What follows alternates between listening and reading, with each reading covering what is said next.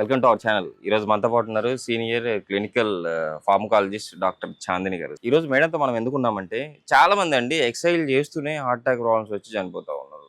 But అంటే మనం చేస్తున్న తప్పులు ఏంది, హార్ట్ అటాక్స్ మనకి ఎందుకు వస్తూ ఉన్నాయి, మనం ఫిట్గా ఉన్నా కూడా హార్ట్ ప్రాబ్లమ్స్ ఎందుకు వస్తున్నాయి, ఎలా గుర్తించాలో వచ్చేటప్పుడు, సో రాకుండా ఉండాలంటే ఏం చేయాలి, ఈ విషయాలు మేడం ద్వారా తెలుసుకుందాం. నమస్తే మేడం. నమస్తే మేడం, ఈ మధ్యకాలంలో మనం చూస్తున్నాం చాలా మంది ఆర్టిస్టులు కానివ్వండి, బయట అంటే డాన్స్ వేస్తూ మంచి ఎంజాయ్ చేస్తూనే హార్ట్ ప్రాబ్లమ్స్ వచ్చి హార్ట్ అటాక్స్ వచ్చి చనిపోయిన వాళ్ళు చూస్తా ఉన్నాం.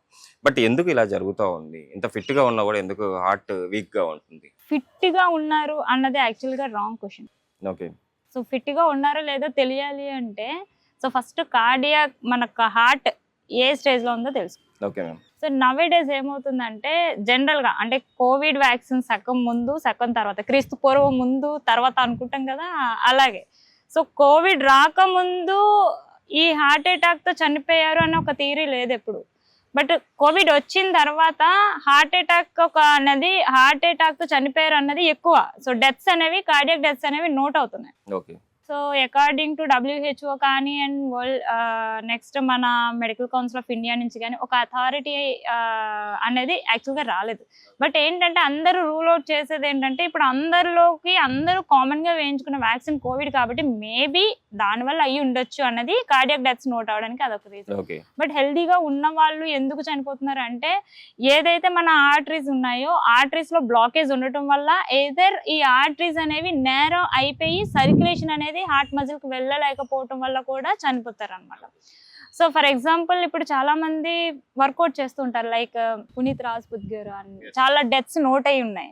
సో వీళ్ళందరూ ఏంటంటే జిమ్ కు వెళ్ళి సడన్ కార్డియాక్ డెత్ అనేది చనిపోయారు. సో వాళ్ళందరూ ఏమవుతుందంటే ఎక్సెస్ అమౌంట్ ఆఫ్ ఆక్సిజన్ వాళ్ళు ఇంటేక్ తీసుకునేది తక్కువైపోయి హార్ట్ కి వెళ్ళాల్సిన ఆక్సిజన్ సర్క్యులేషన్ అనేది సప్లై అనేది తక్కువైపోయి సో కార్డియాక్ అరెస్ట్ అయ్యి అనేది చనిపోవడం అనేది జరిగింది.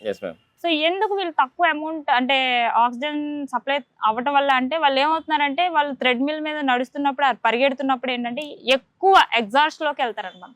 సో ఎక్కువ ఎగ్జాస్ట్ లోకి వెళ్ళినప్పుడు బాడీకి ఎక్కువ మచ్ ఆక్సిజన్ కావాలి. ఎప్పుడైతే మీ ఆర్టరీస్ అనేవి ఇలా వెళ్ళాల్సిన మీ ఎయిర్వే అనేది ఇలా నేరో అయిపోయింది, సో వెంటనే నేరో అయిపోగల ఏమవుతుంది, ఎయిర్వే అనేది వెళ్ళలేదు. సో వెంటనే సర్క్యులేషన్ ఆగిపోవటం అండ్ కార్డియాక్ అరెస్ట్ అవ్వటం, సో డెత్ అవ్వటం, సో ఇలాంటి కేసెస్ హాస్పిటల్ కి తీసుకెళ్లే లోపే చనిపోవటం అట్లా జరుగుతున్నాయి. సో మోస్ట్ ప్రాబబ్లీ జరిగేవి ఇవే అన్ని డెత్స్. సో ఇప్పుడు ఏంటంటే ప్రజలు కూడా దీని మీద ఒక అవేర్నెస్ అనేది తెచ్చుకోవాలి. If in case cardiac arrest అయితే మనం ఏం చేయాలి అనేది.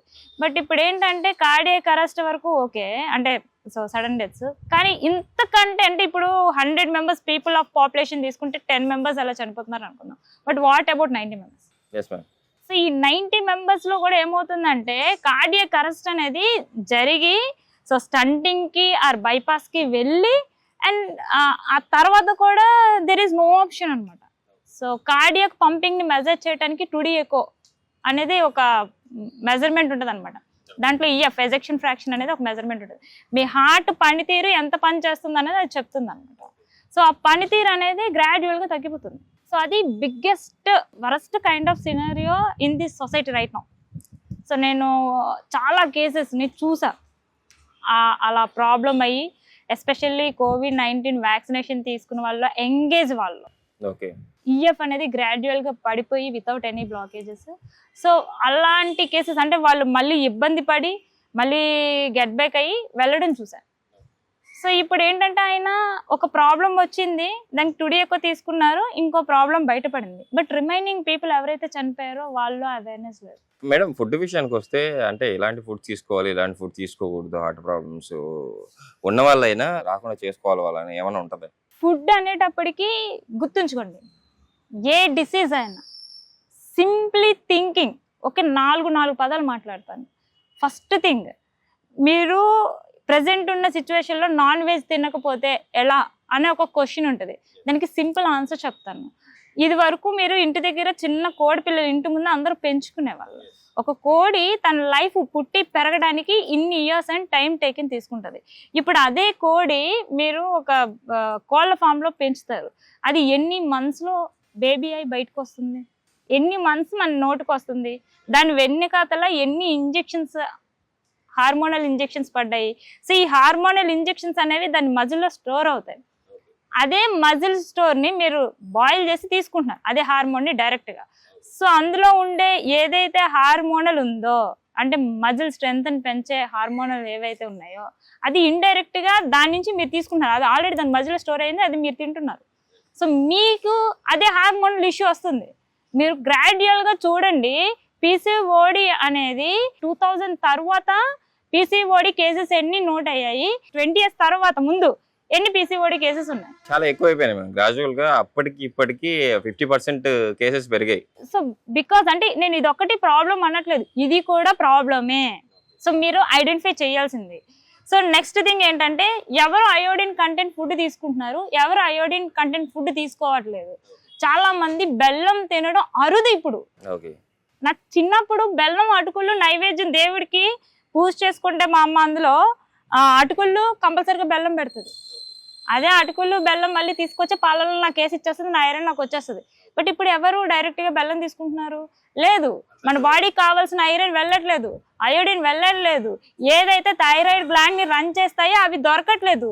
సో దానికి కావాల్సిన ఫుడ్ అదే దొరకకపోతే థైరాయిడ్ మీకు వర్క్ అవుతుందా? లేదు. సో థైరాయిడ్ సరిగ్గా వర్కౌట్ అవ్వకపోతే మిగతా వాటికి హార్మోనల్స్ వెళ్తాయా? వెళ్ళవు. ఈజీగా ఒక disease cause. So next thing ఏంటంటే, ప్రాపర్ ఫుడ్ అయిపోయింది. Next proper sleep. ఇప్పుడు ఎవరికి ఉంటుంది ప్రాపర్ స్లీప్? ఎవరికి లేదు మేడం. నిజంగా చెప్పాలంటే ఎవరికి లేదు. ఎందుకంటే ఇప్పుడు బయట చాలా వరకు మూవీస్ కానీ అవన్నీ ఓటీటీలో వస్తా ఉన్నాయి. ఓటీటీలు చూసుకుంటూ ఎక్కువ టైం వేస్ట్ చేస్తా ఉన్నారు. ఒక బేబీకి ఒక 5 years వచ్చాక నీట్ గా వాళ్ళు నేర్చుకునేవాడు. బేబీకి ఇప్పుడు 5 years రాకముందే ప్రీ స్కూల్స్, 5 years వచ్చాక లేదు. వాళ్ళు నేర్చుకోవట్లేదు. వాళ్ళకి ఇప్పటి నుంచే సబ్బు బట్టల మీద పెట్టి పెట్టి పెట్టి పెట్టి పెట్టగా చివరికి ఏమవుతుంది? చిరిగిపోయింది. ఇది వరకు ఇప్పుడు ఏంటంటే, ఇది వరకు బ్రెయిన్ ఎదగటానికి ఒక టైం ఇచ్చేవాళ్ళు పిల్లలకి, ఒక మెచ్యూరిటీ రావటానికి. తినాలి, పడుకోవాలి, చెయ్యాలి, ఆడుకోవాలి అని బేబీకి ఒక 5 years or 6 years మ్యాటర్లో ఒక టైం ఇచ్చేవాళ్ళు. ఇప్పుడు ఎవ్వరూ అలా ఇవ్వట్లేదు. అగో అదర్ కిడ్స్ చూస్తున్నారు. ఇప్పుడు చూడండి, బేబీకి అన్నం తినిపించాలన్నా ఫోన్ చూపించి తినిపిస్తున్నారు. That is the worst kind.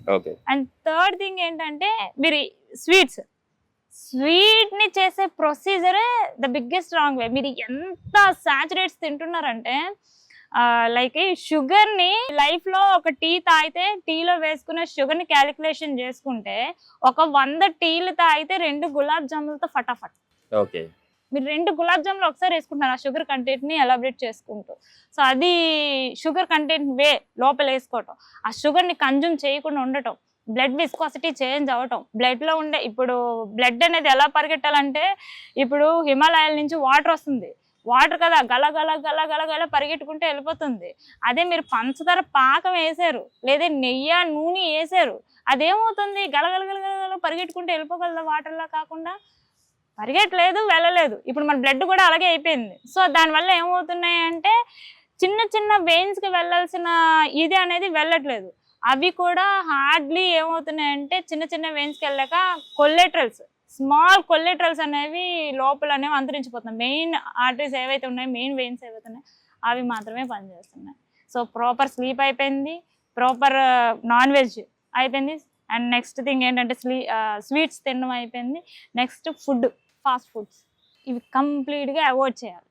So ఈ 4 అవాయిడ్ చేస్తేనే కానీ, ఈ జీవనశైలి మారితేనే కానీ మీరు కంప్లీట్గా ఒక డిసీజ్ రాకుండా బాడీలో ఆపలేదు.